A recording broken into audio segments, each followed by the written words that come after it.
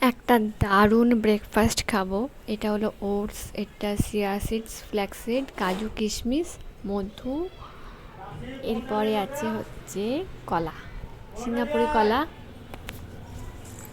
এই দেখো, ওটসটা ঢাললাম, কিছুটা ঢেলে নিলাম 3 চামচ মতো।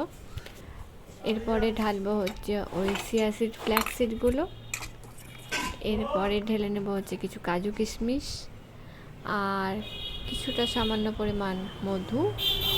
এরপরে দিব হচ্ছে কলা, আর একটু সামান্য দুধ ঢেলে নেব। দিয়ে এটাকে ভালো করে মিক্সিতে মিক্স করে নিয়ে এবার ঢালবো।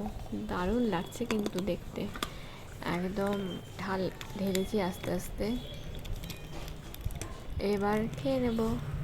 দারুণ টেস্টি হয়েছিল খেতে, কিন্তু তোমরাও বানিয়ে দেখতে পারো, খুবই সুন্দর লাগবে।